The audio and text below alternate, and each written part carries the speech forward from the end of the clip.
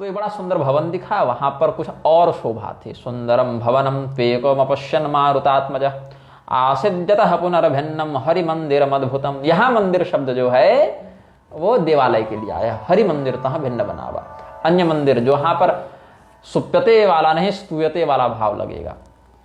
तो ये अगस्त रामायण का भाव गोस्वामी जी लिखते हैं, रामायुधैरंकितमेव गेहमवर्णनीया खलु यस्य शोभा तत्रैव नूत्नं तुलसी समूहं दृष्ट्वाति तुष्टो हनुमान कपीशः।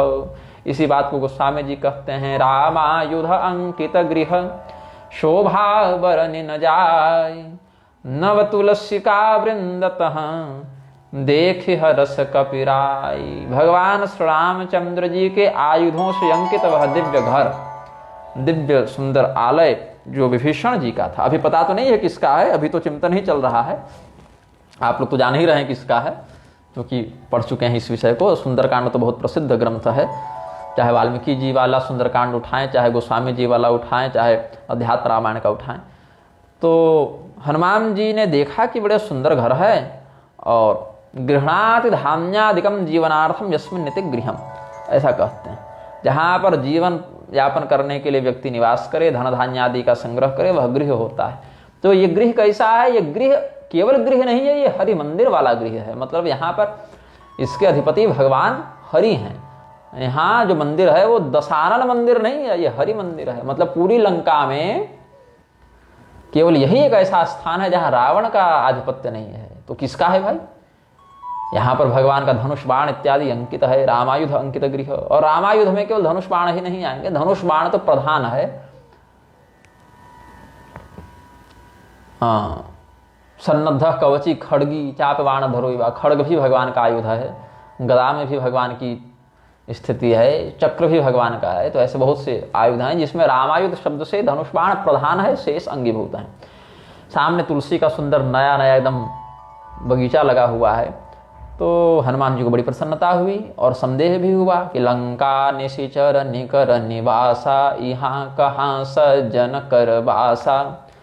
मन महु तरक करें कपिलागा, ते ही समय विभीषण जागा। इसमें भी पाठ भेद है। कहते हैं मन महु तरक करन कपिलागे, ते ही समय विभीषण जागे।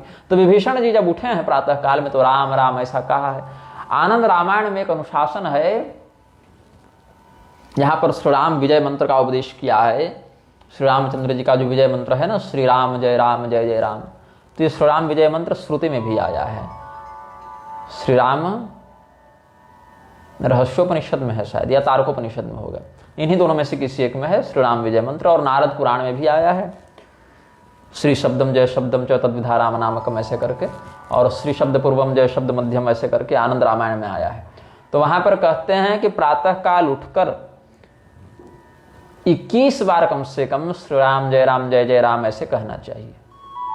तो बहुत भजन भाव पूजा पाठ तीर्थाटन दान यज्ञ न भी हो पा रहा हो कलयुग में, तो कम से कम इतना तो अवश्य करें कि प्रातः काल उठकर 21 बार बिस्तर पर ही, ये भी नहीं कि नहा धो के, अपना प्रातः काल उठे, उत्तिष्ठ गोविंद कराग्रे वसते लक्ष्मी सब कर लिए, फिर 21 बार श्री राम जय राम ऐसा कर लिए। पहले के बड़े बूढ़े करते भी थे, वो सब तो पूरा आधे एक घंटा भजन कर लेते थे। अभी भी कुछ बचे हैं, लेकिन वो पीढ़ी अब लगभग समाप्ति की ओर है। तो हम सबों को उन सभी सदाचारों का अनुसरण करना चाहिए, वही सब तो अपनाना चाहिए ना। लेकिन अपनाने के लिए कलयुग वो सब अपनाने देगा नहीं, गलत सलत अपना लेते हैं लोग।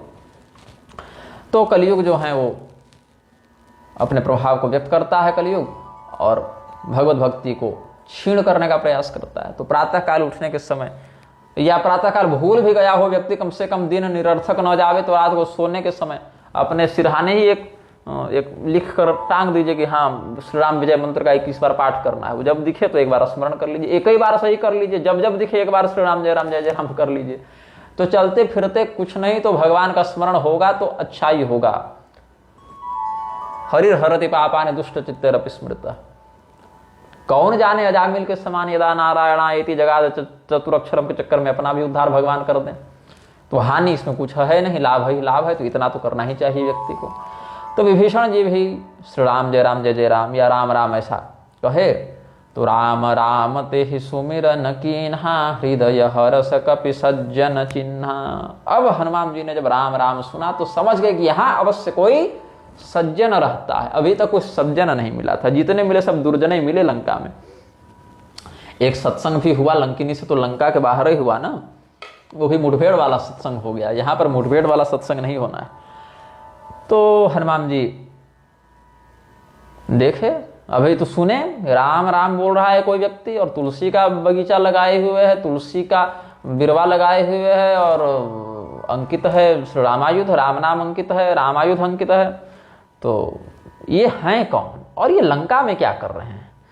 क्योंकि ये तो राक्षसों की नगरी है, और ये राक्षसों का जो रिकॉर्ड है वो सही चल नहीं रहा है। प्रहलाद जी जैसे राक्षस हों तो समझ में भी बात आती है, तो बड़ा क्रूर है, निशाचर रावण है, बड़ा दुष्ट है, इसके चेले चपाटी भी बड़े दुष्ट हैं। तो यहाँ पर इनके बीच में कोई सज्जन कैसे रह रहा है? और रह रहा है चलो ठीक है, लेकिन भेष बदल के नहीं रह रहा है, बिल्कुल डंके की चोट पर राम राम कर रहा है।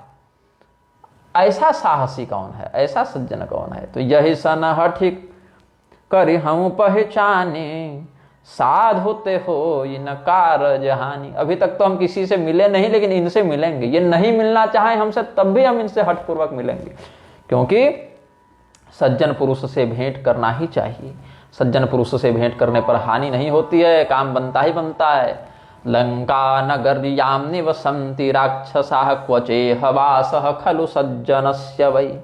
स्वान्ते वितर्कं कृतवान् कपीश्वरो विभीषणः, प्राह तदा हरे हरे श्रुत्वा तदीयां मधुराक्षरां गिरम्। बभूव हृष्टो हृदये हरीश्वर, उवाच चित्थं मनसि स्वके तदा, न साधु योगो विफलो महीतले। भूत्वाथ विप्रः प्रययौ तदन्तिकम्, शुश्रावयामास मनोहरां गिरम्। उत्थाय तत्प्रागतवान् महात्मा, विभीषणो भागवत प्रधानः। कृत्वा प्रणामं कुशलं तदीयं, पप्रच्छ राजेन्द्र कथां च दिव्यां। पुलस्त मुनि का भाव यहाँ कहते हैं, जो लंका निश्चर निकर निवासा, यहाँ कहाँ सज्जन के वासा वाला जो भाव है ना, मन महु तर्क करें कपिलागते ही समय विभीषण जागा। ये सब पुरस्त रामायण का भाव गोस्वामी जी लिए हैं। लंका नगर्यां निवसन्ति राक्षसाः, क्वचेह वासः खलु सज्जनस्य वै। स्वां ते वितर्कं कृतवान् कपीश्वरो विभीषणः, प्राह तदा हरे हरे। तो लंका नगरी में तो राक्षस रहते हैं, सज्जन कहाँ से हो गए? और हो भी गए तो चोरी छिपे नहीं, बिल्कुल बड़े एकदम सामने राम राम कर रहे हैं। तो विभीषण जी ने हरि हरि कहा। पुलस्त रामायण के अनुसार विभीषण प्राह तदा हरे हरे। तो हरि को हो चाहे राम को हो, बात एक ही है। अब इस पर कोई नाम को लेकर झगड़ा करने बैठ जाए कि हरि बड़े या राम, तो भैया अपनी माथा अपने फोड़ो। शास्त्र तो इसमें कोई भेद नहीं देखते हैं। हाँ, ये जरूर है कि कहीं हरि नाम में निष्ठा दिखाने के लिए हरि शब्द को श्रेष्ठ बताया, कहीं राम नाम के उपासकों में राम प्रीति जगाने के लिए राम नाम को श्रेष्ठ बताया, ये बात है। लेकिन ये केवल उसमें तल्लीन होने के लिए, तन्निष्ठा वृद्धि के लिए कहा है। तो न साधु योगो विफलो महीतले, साधु से संयोग तो विफल होता नहीं, निष्फल होता नहीं। तो हनुमान जी ने तुरंत एक ब्राह्मण का रूप बनाया, और विभीषण जी अपने घर से निकल ही रहे थे बाहर। दरवाजा खोलेंगे, अब रात्रि को दरवाजा बंद करके सोए थे, तो मुख्य द्वार खुलेगा। तो खोला गया मुख्य द्वार, तो देखे अरे सामने सुंदर ब्राह्मण देवता खड़े हैं। तो बड़े हर्षित हुए कि अरे इतने सुंदर ब्राह्मण देवता हमारे दरवाजे, वो भी लंका नगरी में। जब विभीषण जी पहले दरवाजा खोलते थे तो कोई न कोई राक्षस पीता खाता, झगड़ा करता, गाली बकता, सुबह सुबह उनको मिलता था प्रातः काल। तो तौबा तौबा, सारा मूड खराब कर दिया वाला माहौल हो जाता था। आज हनुमान जी ने तो एकदम माहौल, जज्बात सब बदल दिया। तो देखते हैं विभीषण जी के, अरे संत है, मैं सपना देख रहा हूँ क्या? फिर देखे अरे नहीं, ये तो सामने सही में है। तो तुरंत सामने गए विभीषण जी और प्रणाम किया। ब्राह्मण देवता आपका स्वागत है, आप कैसे यहाँ पहुंचे, आप कहाँ ठहरे थे, रात को आए, अभी आए, आपका परिचय क्या है? तुरंत पूछा। कृत्वा प्रणामं कुशलम तदीयं, पप्रच्छ राजेन्द्र कथां च दिव्यां। तो जब उन्होंने भी जैसे राम राम कहे तो भी राम राम कहे, तो विभीषण जी का ध्यान उधर गया। तो देखे कौन राम राम कर रहा है, तो बाहर दरवाजा खोल के देखे संत जी हैं। तो संत जी को प्रणाम किया, बोले ब्राह्मण आप कैसे आए? कि तुम हरिदासन महु कोई, मोरे हृदय प्रीति यति होई। कि तुम राम दीन अनुरागी, आयसु मोहि करन बड़ भागी। किम भवान हरिदासो में प्रीतिरुत्पद्यते हृदि कृपां कृत्वा अथवा रामस्त्वमेव स्वयमागतः। आप हैं कौन? अब देखिए यहां पहले क्या पूछा है, करि प्रणाम पूछी कुशलाई। पहले प्रणाम किया फिर कुशल पूछी। विभीषण जी ने कुशल पूछी ना, कृत्वा प्रणामं कुशलम तदीयम पप्रच्छ राजेंद्र कथाम च दिव्याम। तो इसमें भी रहस्य है। मनुस्मृति को जला के सिगरेट फूकने वाले धूर्तजन क्या जाने ये सब रहस्य, जो रहस्य राक्षस राज विभीषण जी जान रहे हैं। ऐसे भी राक्षस राज बने नहीं है, लेकिन जिस समय ये घटना है तब तो नहीं बने, लेकिन अभी जब हम कथा कर रहे हैं तब तो बनी ही है। तो मनु महाराज का अनुशासन यह कहता है, ब्राह्मणम कुशलम पृच्छे क्षत्र बंधु मनामयम वैश्यम क्षेमम समागम्य शूद्रमारोग्यमेव च। ब्राह्मण से जब भेंट हो तो उसकी कुशल पूछनी चाहिए और सब कुशल। क्षत्रिय से उसका मंगल पूछना चाहिए, कोई आपत्ति तो नहीं, कोई संकट तो नहीं, क्योंकि क्षत्रिय ही संकट में पड़ जाए तो रक्षा कौन करेगा, रक्षक है क्षत्रिय ना। और वैश्य से उसका कल्याण पूछना चाहिए, क्षेम पूछना चाहिए, क्योंकि धन के कारण कहीं मदमस्त तो ना हो गया हो। और शूद्र से उसका स्वास्थ्य पूछना चाहिए कि सब तबियत ठीक तो है, स्वास्थ्य उत्तम तो है आपका। तो ब्राह्मण से कुशल पूछे, क्षत्रिय से उसकी सुरक्षा पूछे, अनामय हो कि नहीं, कोई कष्ट तो नहीं, कोई संकट तो नहीं। वैश्य से उसकी धर्म बुद्धि पूछे, क्षेम पूछे, और शूद्र से उसका स्वास्थ्य पूछे, उसका आरोग्य पूछे। तो हनुमान जी क्या बने हैं, विप्र रूप धरि वचन सुनाए। ब्राह्मण बनकर वो आए हैं यहाँ पर। तो और मनु महाराज क्या कहते हैं, ब्राह्मणम कुशलम पृच्छेत, ब्राह्मण से कुशल पूछे। तो विभीषण जी ने क्या किया, करि प्रणाम पूछी कुशलाई, कुशल पूछी है, कृत्वा प्रणामम कुशलम तदीयम। कितना सुंदर कितनी सुंदर मर्यादा है कि नहीं है। फिर कहा कि आप भगवान नारायण के, भगवान हरि के, भगवान राम के कोई दास हैं कि तुम हरिदास नमः कोई। क्योंकि हमारे हृदय में आपको देख कर एक ऐसी प्रीति उठ रही है कि मानो हमारा संबंध बड़ा पुराना है, जैसे आपसे हमारा बहुत पुराना कोई प्रेम हो, बहुत पहले से हम आपके सुहृद हों। लेकिन हमको याद नहीं आ रहा है कि आप कौन हैं, कभी मिले हैं क्या हम लोग, या कहीं आप भगवान श्री रामचंद्र जी ही तो नहीं हैं। क्योंकि लंका में आकर राम राम करने का साहस किसी का कैसे हो गया भाई। चलो मैं तो खैर यहीं रह रहा हूँ, मैं तो खैर रॉयल फैमिली से हूँ, राज परिवार से हूँ, तो चलो ठीक है, मेरी स्थिति दूसरी है कि ठीक है कर लेता हूँ, किसी प्रकार से हो जाता है। लेकिन आप तो यहाँ के हैं नहीं, तो कहीं मेरे ऊपर कृपा करके मेरे भाग्य को जगाने के लिए आए हुए मेरे आराध्य, मेरे परम स्वामी, मेरे इष्ट श्री राम जी ही तो आप नहीं हैं।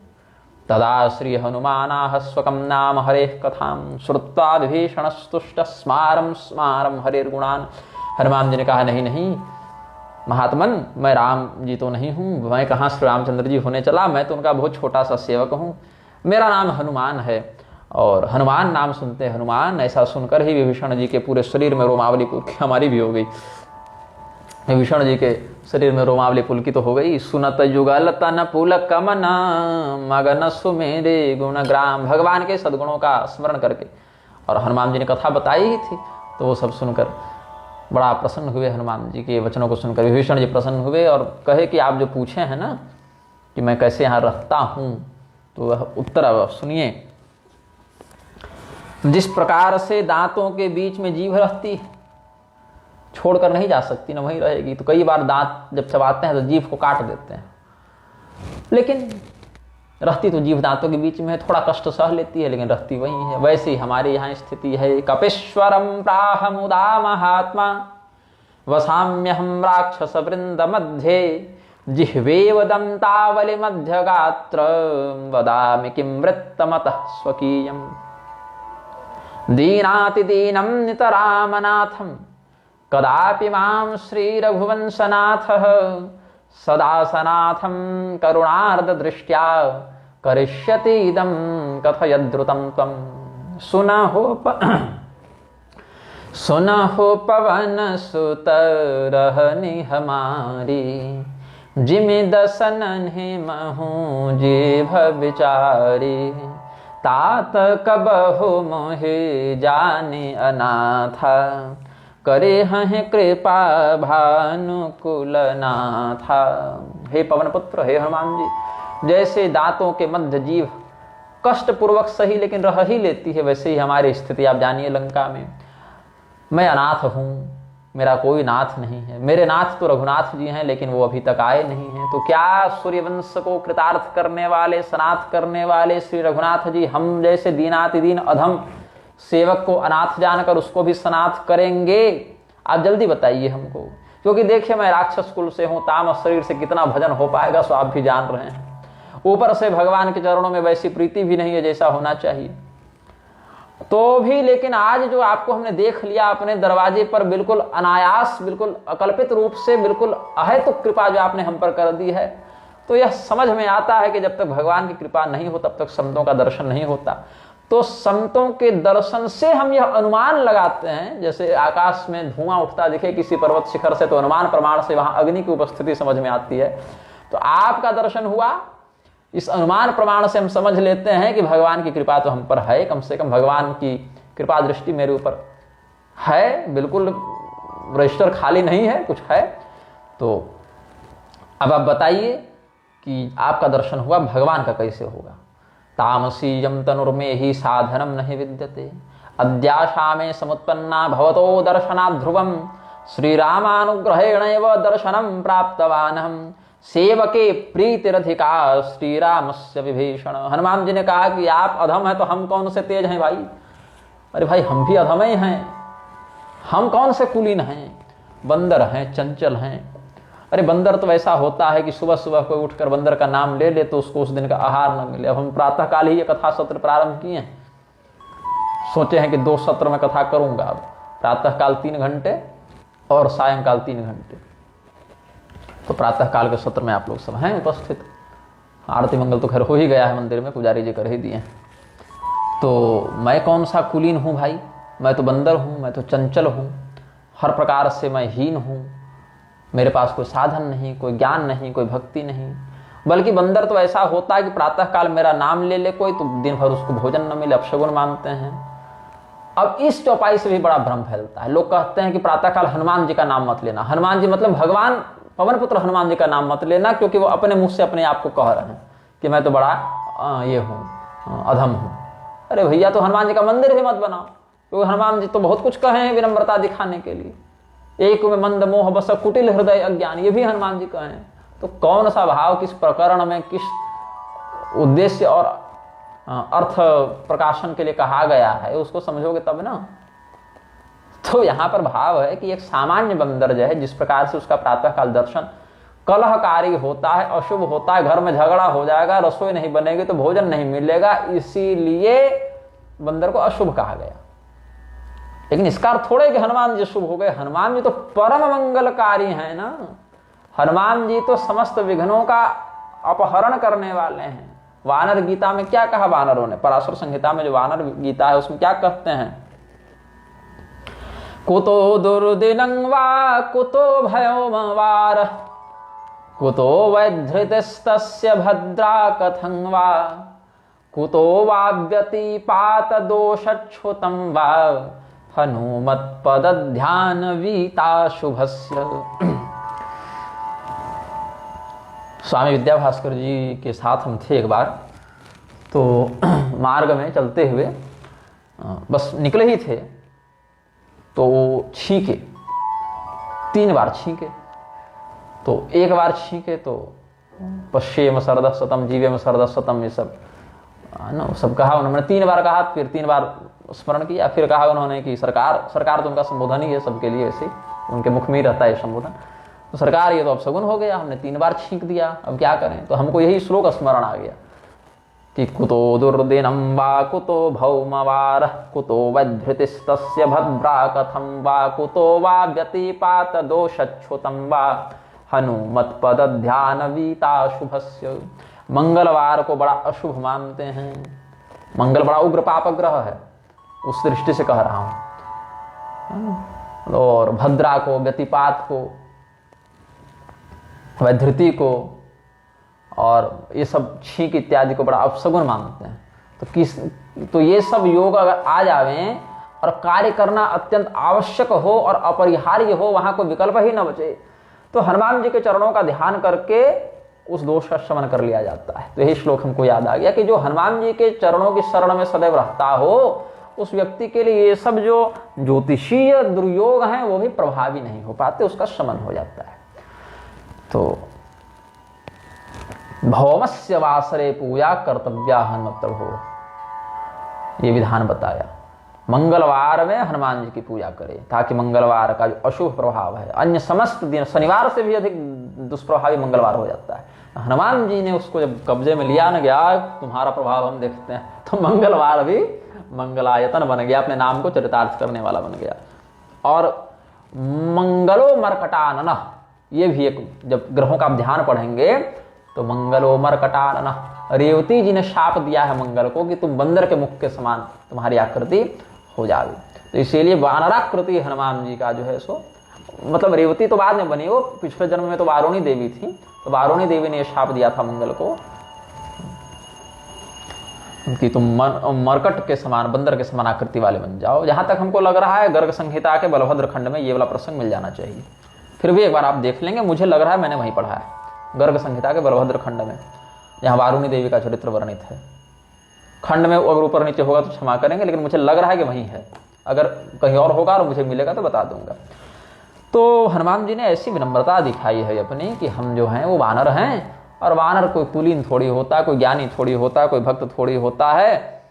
हमारा तो नाम कोई सुबह सुबह ले ले, प्रातः काल ले ले, तो उसको उस दिन आहार न मिलेगा। असमय अधम सखा सुनो मोहू पर रघुबीर, किन्हीं कृपा सुमिर गुना भरे विलोचन नीर। तो जो लोग कहते हैं कि प्रातः काल हनुमान जी का नाम मत लेना, वो लोग जो है सो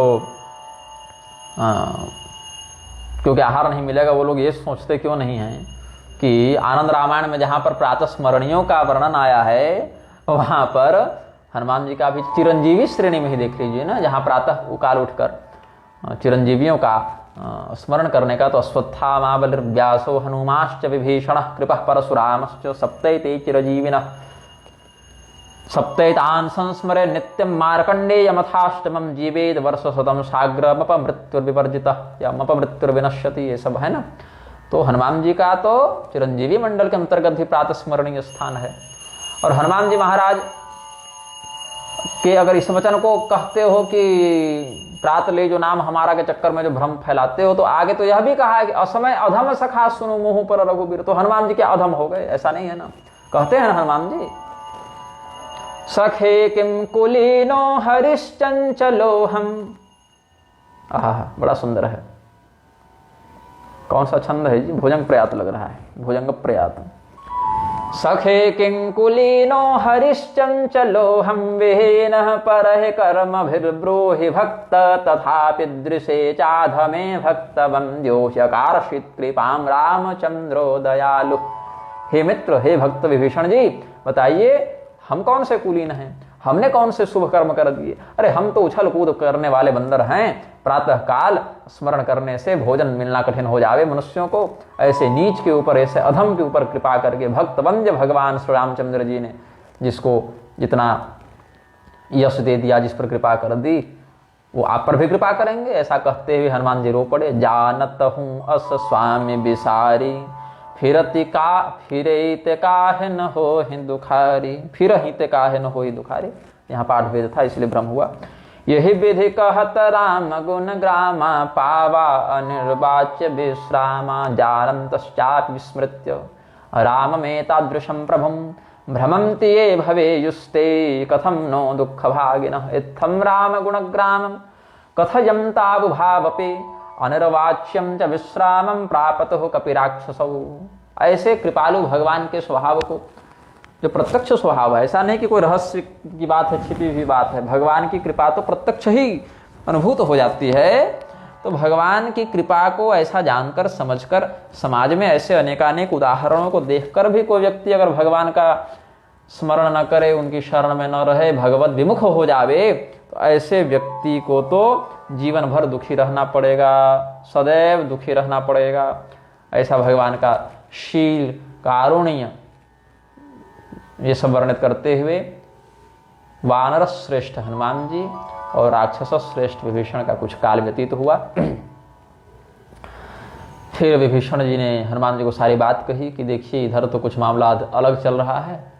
हमने तो बहुत समझाया था रावण को, सीताहरण से पहले ही बहुत समझाया था, और हमने नहीं बहुतों ने समझाया था। यहाँ तक कि जो पीने खाने वाला कुंभकर्ण है ना, जिसको कोई मतलब नहीं है सब चीज से, कर सिपान सो वसे दिनों रात्रि, वो तो रावण के लिए कहा गया, लेकिन कुंभकर्ण ने तो चरित्र में उसको अपना लिया था। तो उसने भी समझाया था रावण को कि ये मत करो, तुम ये करोगे तो बहुत मतलब अनर्थ हो जाएगा, फिर यही जानो कि तुम सीधे मतलब अपने हाथों से अपनी मृत्यु का राजपत्र जारी कर रहे हो। लेकिन नहीं, प्रहस्त ने समझाया, माल्यवान ने समझाया, मंदोदरी ने समझाया, हमने समझाया, कुंभकर्ण ने समझाया, लेकिन उसको किसी की बात नहीं माननी थी, न भाई की बात, न पत्नी की बात, न बेटे की बात, न नाना की बात। जो मन में आया सो किया। तो अब जो किया सो किया, लेकिन बात ऐसी है कि सीता जी भी हैं यहाँ पर। बोले कहाँ हैं, कैसे मिलेंगी? पुनराह कथाम सर्वाम कपेरग्रे विभीषण यथा तिष्ठत् जनकजा तत्रा शोकवने सती तदाह हनुमान राजन भ्रातः शृणु विभीषण मातरम द्रष्टुमिच्छामि सीताम राम प्रियाम सतीम।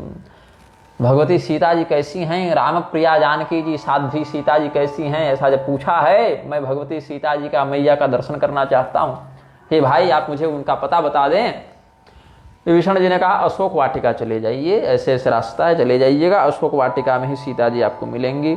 बड़े संभले संभले जाइएगा, बड़ा कड़ा पहरा रहता है वहाँ, और ठीक हैं, स्वस्थ हैं, कुछ खाती पीती तो नहीं है। यहाँ जब से वो आई हैं तब से कुछ भी उन्होंने जल भी ग्रहण नहीं किया है, केवल भगवान का स्मरण करती हैं। बोले तो तब तो बहुत ज़्यादा दिक्कत हो गई होगी, जीवित कैसे हैं, इतने महीनों से कुछ खाई पी नहीं है। बोले कि वो सब बाकी बातें बताई हैं। ब्रह्मा जी के आदेश पर देवराजेंद्र जो हैं वो खीर लेकर आए थे, कामधेनु के दूध से बना खीर लेकर आए थे। तो भगवती सीता जी को दिया था खीर इंद्रदेव ने रूप बदल के। तो सीता जी को पहले लगा ये रावण ही कहीं नहीं आ गया है, लेकिन उन्होंने कहा कि नहीं नहीं, ये भगवान की इच्छा से ही हम लोग सब आए हैं आप ही सेवा करने, क्योंकि यहाँ का तो आप जल भी नहीं लीजिएगा। तो भगवान आकर रावण का वध करके आपको ले जाए, तब तक तो आपको स्वस्थ और सुरक्षित रहना है ना। तो इसीलिए हविष्य है, इसको खाने से आपको दोष नहीं लगेगा, ये देवताओं का हविष्य है, कामधेनु के खीर दूध से बना पायस है, इसको आप थोड़ा ले लीजिए। तो आप मतलब जब तक भगवान नहीं आएंगे तब तक आप बिल्कुल क्षुधातुरा नहीं होंगी, बिल्कुल आप संतुष्ट रहेंगी, कोई भूख प्यास नहीं सताएगी आपको। ठीक है, वो हो गया प्रबंध, और रावण अशोक वाटिका में रखा है सीता जी को। और विभीषण जी ने भी अपनी पत्नी शर्मा नाम था उनकी पत्नी का, और कहीं कहीं कहते हैं त्रिजटा जो थी वो विभीषण जी की पुत्री थी, ऐसा भी कहीं कहीं कहते हैं। तो उनको विभीषण जी ने कह दिया था कि आप लोग सीता जी के ऊपर बढ़िया ध्यान रखिएगा, कोई दिक्कत ना हो, राक्षसियाँ इनको ज़्यादा डरा ना पावे। त्रिजटा जो है वो सीता जी का बड़ा संरक्षण करती थी वहाँ पर, और शर्मा जो है वो भी बड़ा संरक्षण करती थी। तो तब हनुमंत कहा सुनु भ्राता देख चहो जानकी माता जुगति विभीषण सकल सुनाए चले वो जनक पवन सुत विदा कराई करी सोई रूप गयो पुनित हवा बन अशोक सीता रह जहवा। विभीषण जी ने सारा विषय बता दिया, सारी युक्ति बता दी कि ऐसे भगवती सीता जी का दर्शन हो जाएगा। तो हनुमान जी जिस रूप में लंका प्रवेश किए थे वही अति लघु रूप को धारण करके हनुमान जी पुनः आगे बढ़ते हैं। विभीषण जी से जिस रूप में मिले वो भी रूप वहीं पर छोड़ दिया उन्होंने, कार्य तो पूर्ण हो गया। विभीषण समस्ताम वै युक्तिमश्रावय क्षणाद आकर्ण्य प्राप्य चानुज्ञाम गतः पवननंदनः पुनः कृत्वापि तद्रूपं गतस्तत्र कपीश्वरः यत्राशोकवने सीता तिष्ठद राम प्रिया सती। हनुमान जी वही मशक समान रूप कपिधरी वही धारण करके भगवती सीता जी के पास गए हैं। एकदम छोटा स्वरूप बना के उछल कूद करते करते अशोक वाटिका पहुंचे। एक अशोक का वृक्ष दिखा जिसके नीचे भगवती सीता जी बैठी हुई थी, वहीं पर पेड़ के ऊपर चढ़ गए। देखे मन कीन्ह प्रणामा बैठे ही बेति जात निशिजामा कृषतनु शीस जटा एक बेनी जपति हृदय रघुपति गुण श्रेणी दृष्ट्वा स्वांते प्रणामं वै कृतवान् पवनात्मज उपविष्टो व्यतीता च याम माना विभावरी। तो कुछ रात्रि शेष थी, लगभग एक पहर रात बची हुई थी। पिछले पहर में ही विभीषण जी जग गए थे ब्रह्म मुहूर्त में, तो सूर्योदय में कुछ समय बचा हुआ था। तो सूर्योदय से पहले ही भगवान हनुमान जी अशोक वाटिका जाके और पेड़ पर बैठ गए थे छुपकर। कुछ समय बाद सूर्योदय हुआ। वो हनुमान जी ऊपर ही बैठे रहे चुपचाप और सीता जी नीचे बैठी रही चुपचाप।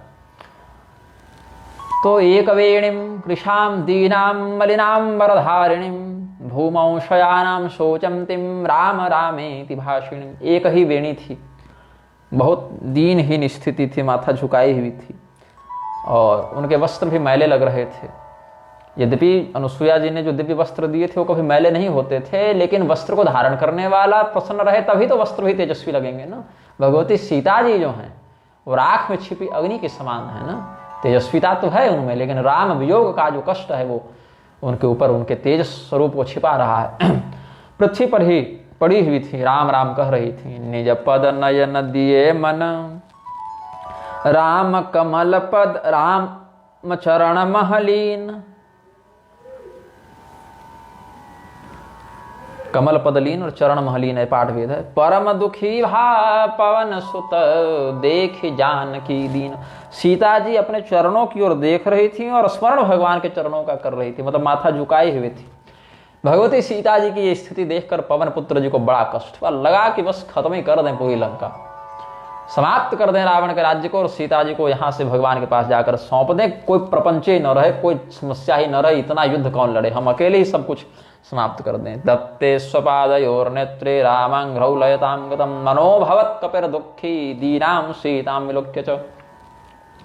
अशोक वृक्ष के जो पत्ते थे उसी में हनुमान जी छिप कर बैठ गए और सोचने लगे कि क्या करें सीता जी से अभी जाके मिलने में, कि और इधर उधर कुछ देख लें कि आगे क्या होने वाला है, कि यहाँ से सीधे रावण के पास जाए और पटक पटक के उसको निपटा ही लें, पहले क्या करें। तो सीता जी के साथ अगर पहले मिल लें तो क्या कह के मिलें, कहीं सीता जी मुझे देखकर डर न जाए, अब विश्वास न कर बैठे क्योंकि पहले कभी मिले नहीं हैं, पूर्व परिचय नहीं है, तो हमारी बात पर भरोसा क्यों करेंगी। तो बहुत प्रकार से हनुमान जी अच्छी प्रकार से सहसा विदहित न क्रिया विवेक परमापदाम पदम नीति कहती है ना, अचानक से हठात अविचार पूर्वक कोई कार्य नहीं करना चाहिए, नहीं तो बहुत प्रत्यवाय होता है, बहुत संकट होते हैं, बड़े दुष्परिणाम होते हैं। तो हनुमान जी विचार करने लगे, चलो ठीक है अब यहाँ तक आ गए हैं तो आगे भी काम हो ही जाएगा, लेकिन करना क्या चाहिए और किस विधि से करना चाहिए इसका विचार करने लगे। अशोक वृक्षमारुह्य पुष्पाढ्यम नवपल्लवम आधान चक्रे हरिस्तत्र सेयम सीतेति संस्मरन् सीतां निरीक्ष वृक्षाग्रे यावदस्ते नीलात्मजः तरुपल्लवमहरहालुकाये करई विचार करो का भाई तेहि अवसर रावण तह आवा संग नारी बहु किए बनावा बहु विधि खलसी तहि समुझावा साम दाम भय भेद दिखावा।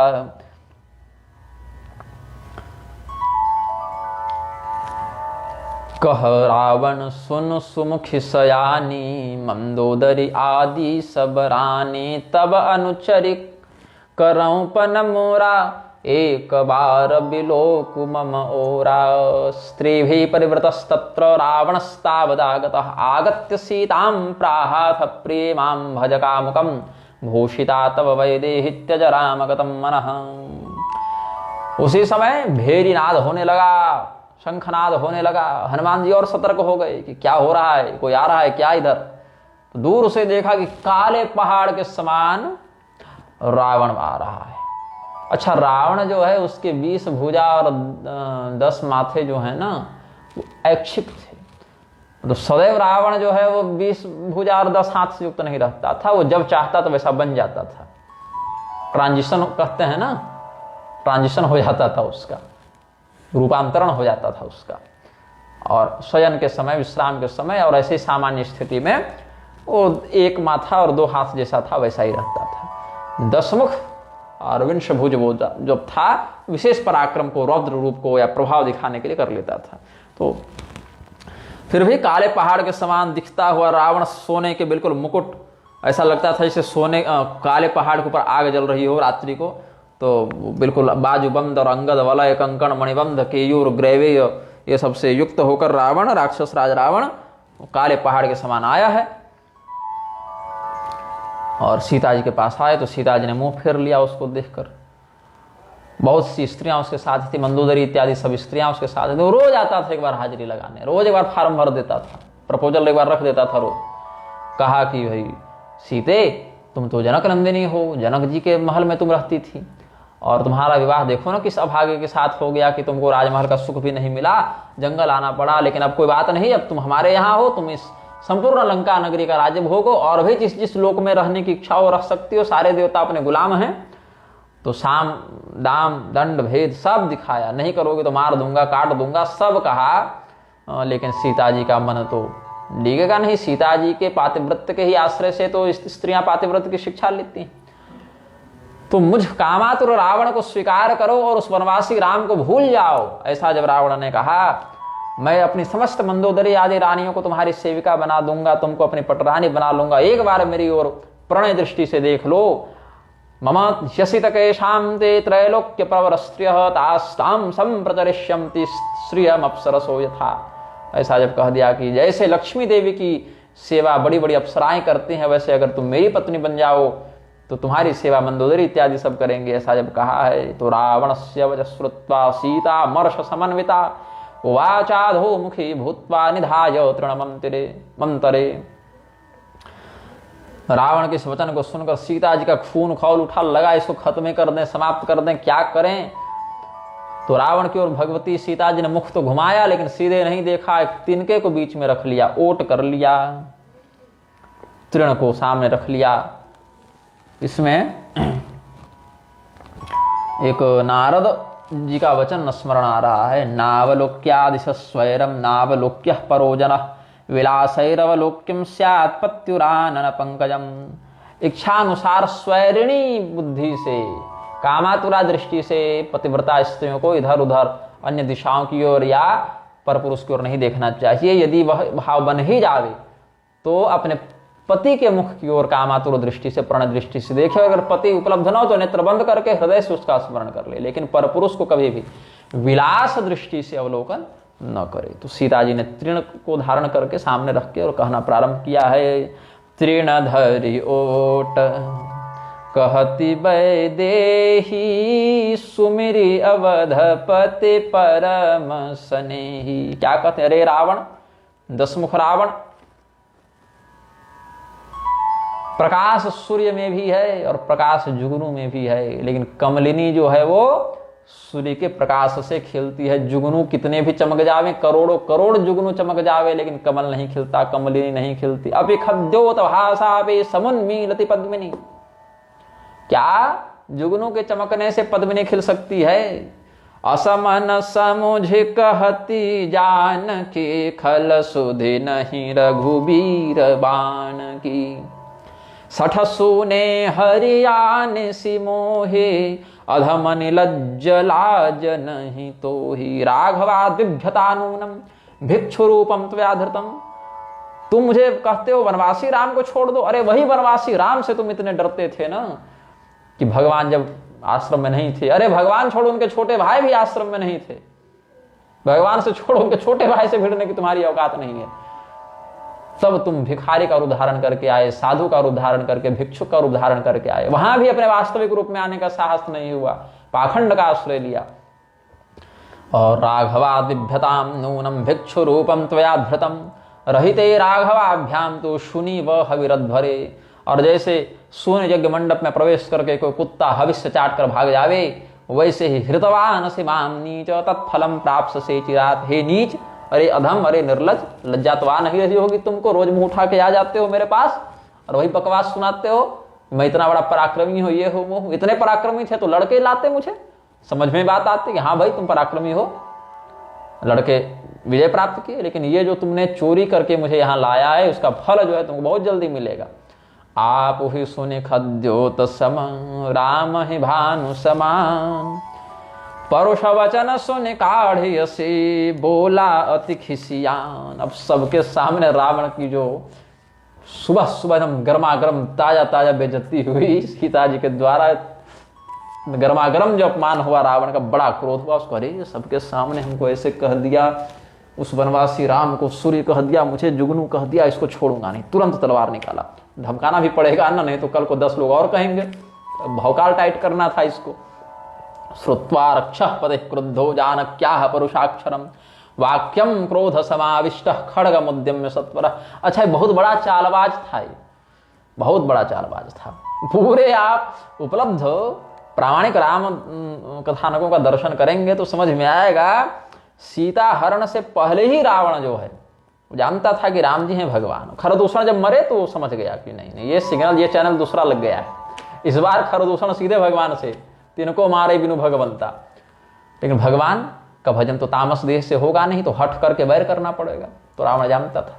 दूसरी बात, अध्यात्म रामायण में एक प्रसंग है कि सनत कुमार से यह रहस्य जानकर कि विष्णु भगवान ही राम रूप में आएंगे, रावण ने वैर भाव का आश्रय लिया है और जानबूझकर सीता हरण किया है। तो बाहर से वैर करता था और अंदर से भक्ति करता था। ये उल्टा क्लाइंट था ये भगवान का, ये दूसरा तरह का क्लाइंट था। ये क्या करता था, बाहर से घोटाला करता था और अंदर से काम बनाता था। तो ये सब जो है ना, वो सब सीक्रेट एजेंट हैं भगवान के। लेकिन इनके उसी चरित्र को ग्रहण करना चाहिए जिस चरित्र का ऋषि सम्मत मर्यादा में समर्थन मिलता है। उस चरित्र का अनुसरण न करो जिससे अधर्म का पोषण हुआ।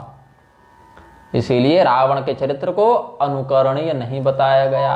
अनुकरणीय चरित्र तो राम जी का ही है, अनुकरणीय चरित्र तो भगवान का ही है, अनुकरणीय चरित्र तो भगवत समर्थित धर्मशास्त्रान्वित आचार्यों का ही है। तो तुरंत तलवार निकाल लिया। वाक्यम क्रोध समाविष्ट खड्गमुद्यम्य सत्वरः, और कहता है सीता तई मम कृत अपमाना काटिहं तव सिर कठिन कृपाणा। सीते, तुमने मेरा बड़ा अपमान किया, आज तुम्हारे सिर को ही काट दूंगा। इसी मुख से तुमने बार बार मुझे तिरस्कृत किया है। देखो, इस मृत्यु रूपी कष्ट से बचने के लिए, मृत्यु रूपी रोग से बचने के लिए एक ही उपाय है। मृत्यु रूपी रोग की एक ही औषधि है, मेरी भुजाओं में आ जाओ, मेरा आलिंगन कर लो। तदिदानीमपि दशकंठ भुजा श्लेष भेषज मनुजानीहि।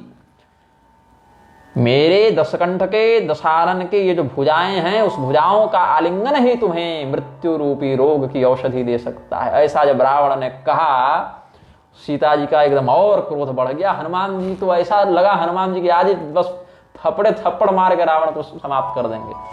लेकिन क्या कहते, वहां पर वो स्थिति नहीं थी। हनुमान जी सब नोट कर लिए, सबका हिसाब होगा, समयानुसार पिटाओगे, अभी थोड़ा सा विषय और स्पष्ट हो जावे।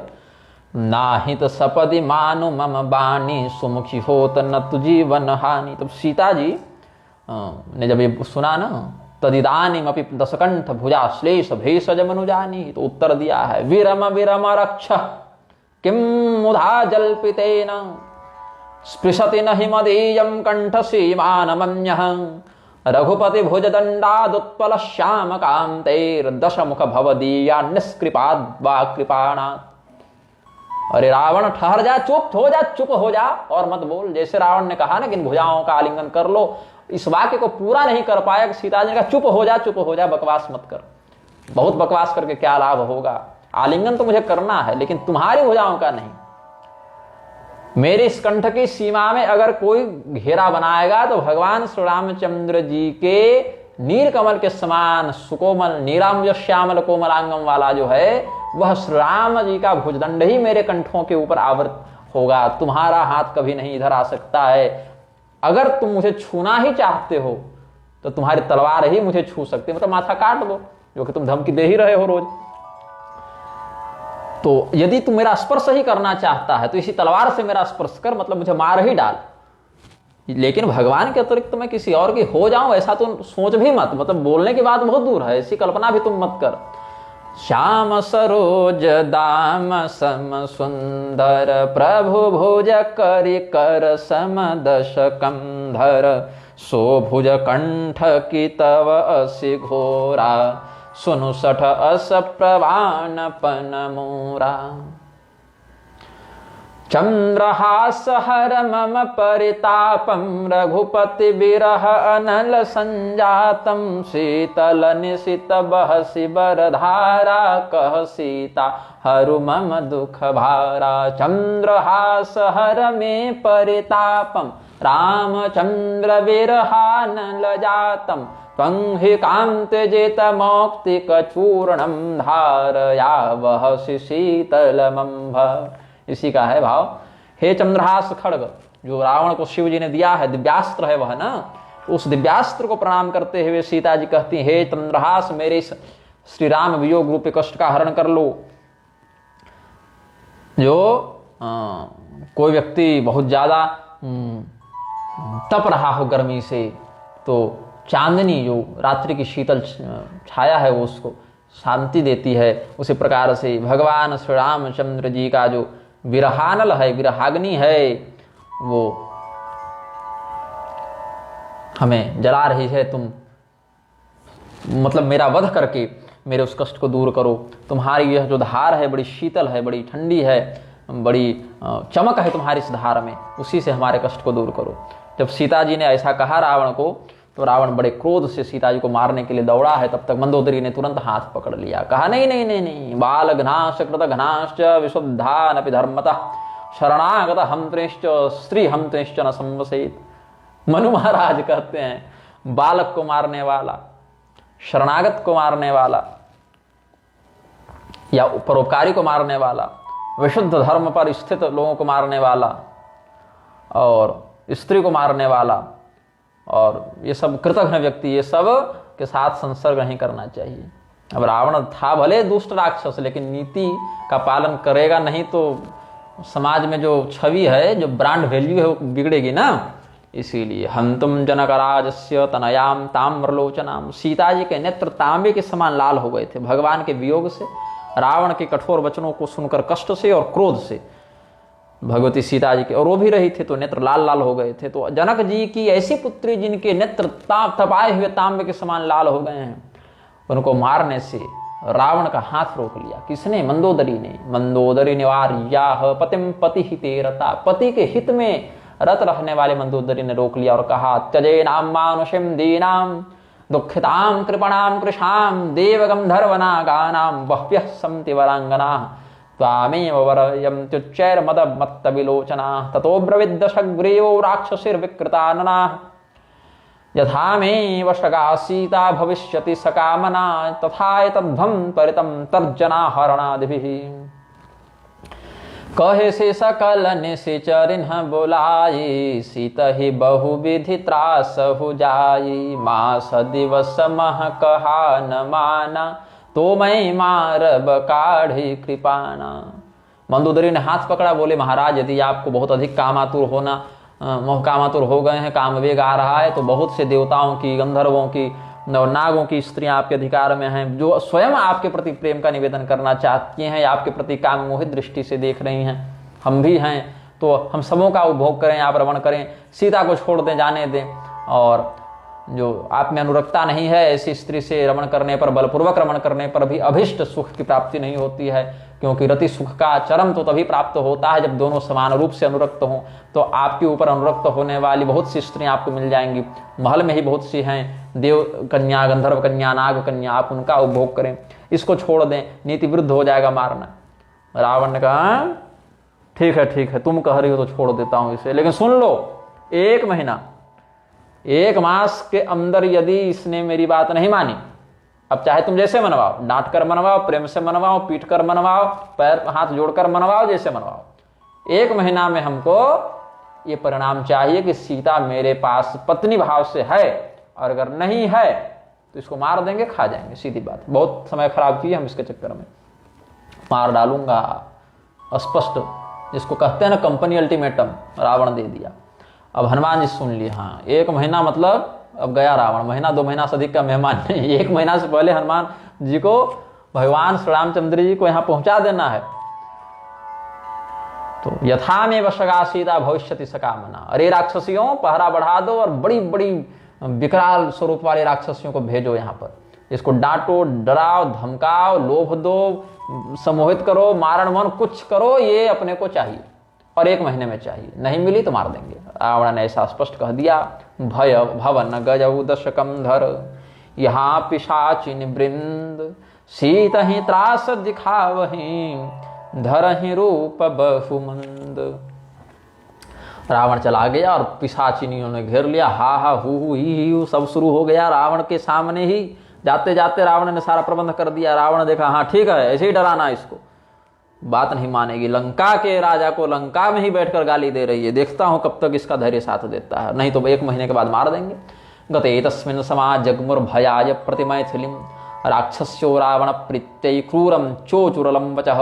रावण की प्रसन्नता के लिए और जोर जोर से चिल्लाने लगी, धमकाने लगी राक्षसियां। तब उसमें एक राक्षसी थी, थोड़ी बूढ़ी थी, भगवान के चरणों में उसका बड़ा प्रेम था।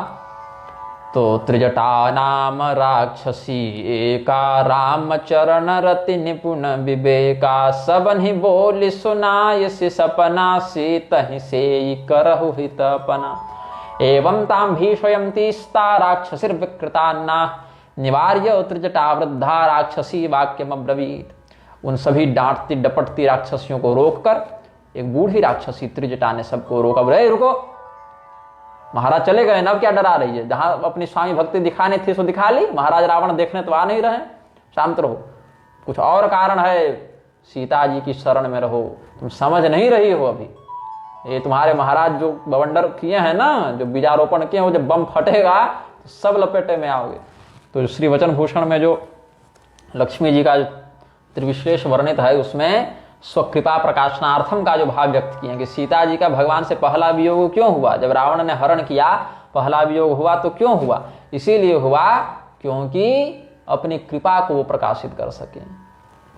कि जिन राक्षसियों ने भगवती सीता जी को इतना डांटा, धमकाया, तिरस्कृत किया, पीड़ित किया, उनको भी जब हनुमान जी मारना चाहते थे तो सीता जी ने कहा, अरे ये तो परतंत्रा थी, ये तो रावण के यहाँ नौकरी करती हैं, रावण जैसा आदेश देगा वैसा ही करती। तो अपने स्वामी की आज्ञा के वशीभूत होने के कारण इन्होंने जो किया उसमें हम इनका दोष नहीं मानते, हनुमान इनको मारो पीटो मत। तो ये कृपा भगवती सीता जी की वहां दिखती है। तो लक्ष्म्या प्रथम विश्लेष स्वकृपा प्रकाशनार्थम ये कहते हैं। तो सीता जी की सेवा करो, इसी में सबका हित है। क्योंकि हे राक्षसियों, आज हमने एक सपना देखा और बड़ा प्रातःकाल का सपना था, जरूर यह होगा, एकदम सत्य होगा, 2-4 दिन जाते जाते ये सपना सच होने वाला है। क्या सपना है? त्रिजटे सुनो, स्वप्ने रामेण संदिष्ट कश्चिदागत्य वानरः दग्ध्वा लंकापुरीं सर्वां हत्वा सेनां च रावणीं। अच्छा, हमने सपने में देखा कि राम जी ने कोई वानर भेजा है यहाँ पर और पूरी लंकापुरी को जला दिया और रावण की सेना को भी मार दिया। दरअसल वस्तुतः कहें तो हनुमान जी के जो एक सूची, कार्य सूची, जिसको कंपनी आजकल कहती है to do list, work to do list, तो टू डू लिस्ट जो था, वर्क जो लिस्ट है, मतलब सभ्य भाषा में, तो मृक्ष भाषा हो गई, सभ्य भाषा में कहें तो हनुमान जी की जो कार्य सूची है जो जामवंत जी ने दी थी, उसमें लंका दहन का वर्णन नहीं है। वो तो हनुमान जी ने प्रस्ताव रखा ही है कि लंका उठा के त्रिकूट पर्वत समेत तो डालने का समुद्र में। नहीं नहीं नहीं, रुकिए रुकिए, वो सब बाद में होगा, वो होना होगा तो होगा, लंका को क्या करेंगे आप उखाड़ के। तो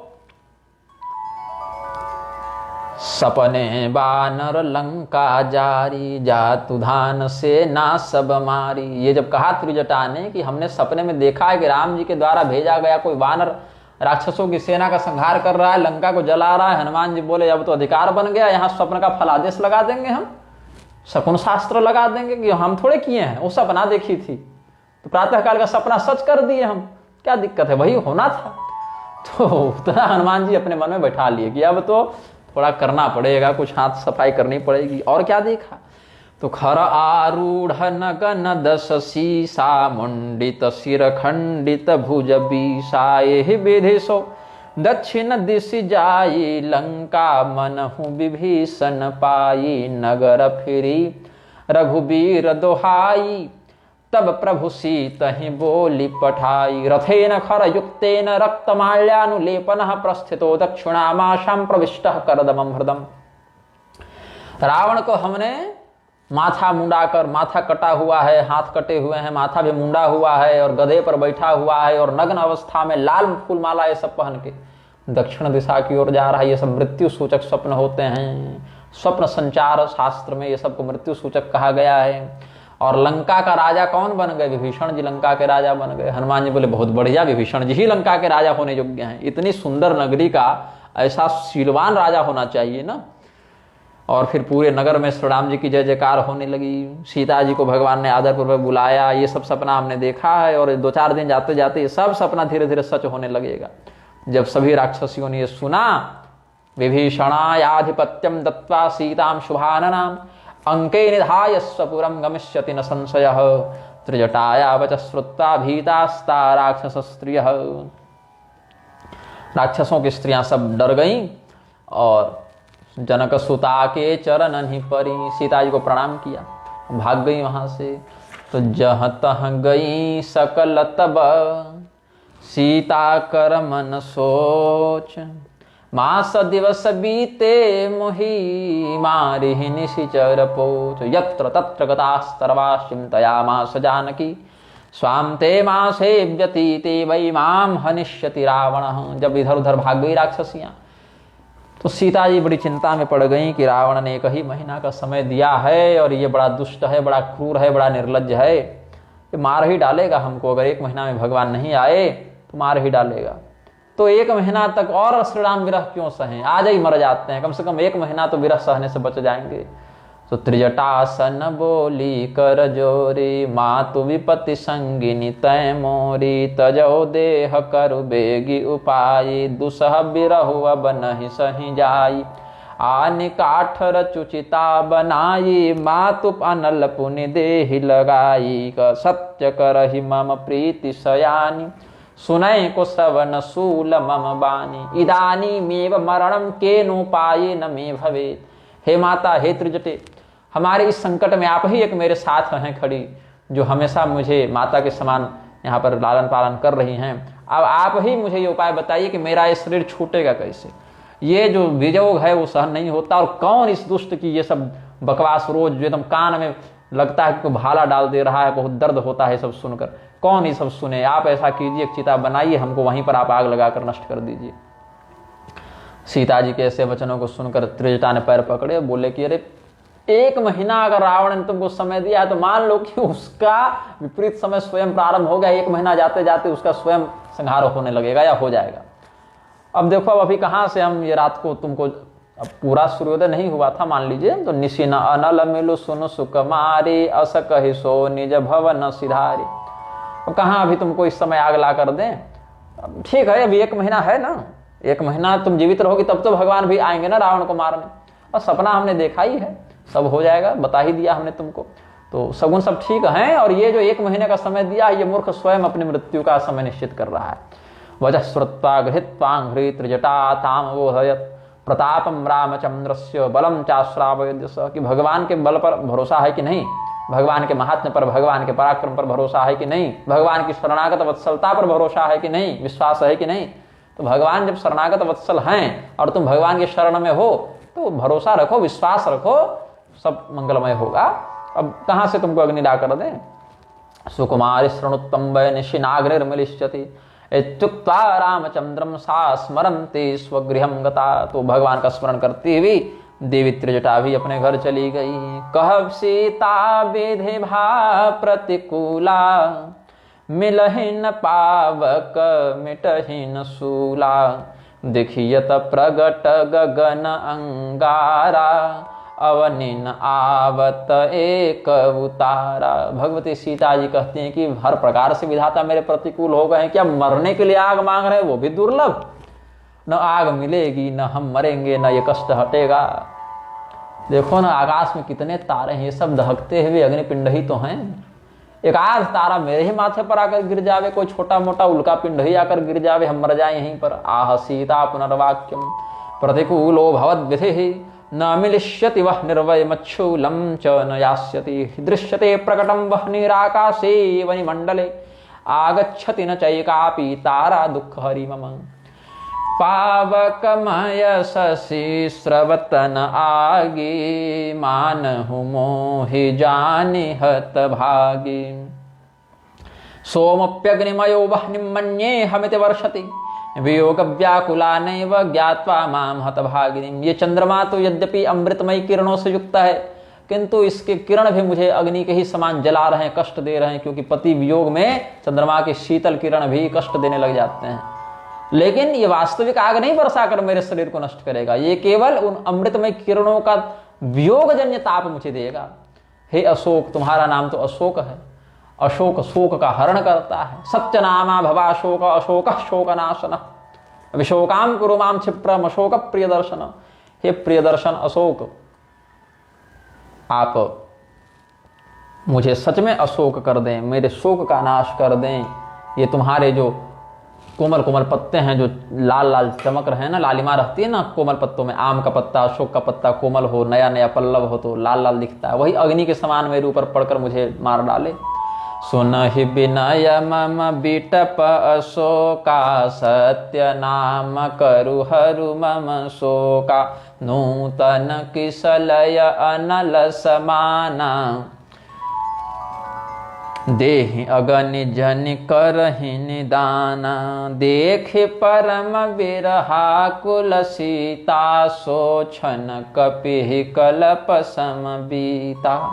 भगवती सीता जी को उस विरहाग्नि में जलता हुआ देखकर हनुमान जी का धैर्य समाप्त हो गया। दृष्ट्वात्यंत वियोगेन व्याकुलां वसुधात्मजां, व्यतीतः कपिराजस्य समः कल्पेन चक्षणः। जैमिनी मुनि का वचन है, देखी परम विरहाकुल सीता वाला। भगवती सीता जी को, पृथ्वी पुत्री भूमिजा सीता जी को श्री राम वियोग में वैसी तड़पती देखकर, तप्त देखकर भगवान हनुमान जी भी धैर्य खो बैठे। बोले अब नहीं होगा धैर्य, अब भगवती सीता जी का कष्ट दूर करना ही पड़ेगा। तो कपि करे हृदय विचार, दीन मुद्रिका डारि तब। जनु अशोक अंगार, दीन हरसि उठ कर गहे। कपिरविचन्त हृदय मुद्रिकां पातयत् तदा, अशोकोऽग्निकणं प्रादाद्यति मत्वा धरा सुता। हर्षादुत्थाय जग्राह पाणिना तां पतिव्रता। हनुमान जी ने ये सब सोचा कि भगवती सीता जी के साथ संवाद का यही उचित अवसर है, तो ऊपर से ही श्री राम नामांकित मुद्रिका नीचे गिरा दी। अब वो मुद्रिका तेजस्विनी मुद्रिका, बिल्कुल चमकती हुई मुद्रिका जब गिरी तो भगवती सीता जी को लगा कि कहीं अशोक के वृक्ष ने ही कोई अग्नि का कण तो न गिरा दिया हो मुझे सहयोग करने के लिए। तो प्रसन्न होकर निकट गई, थोड़ी दूर पर गिरा ना, वो अंगूठी गिरेगी, टप्पा खाएगी, किनारे जाएगी। तो गए तो उसको उठाकर देखने लगे कि ये अंगार है, अंगार है तो गर्म लगता है, तो गर्म नहीं है। तो भगवती सीता जी ने वो मुद्रिका अपने हाथों में फिर लेकर उसका परीक्षण करना प्रारंभ किया, उसको देखना प्रारंभ किया है। प्रेम से बोले आनंद कंद भगवान की जय।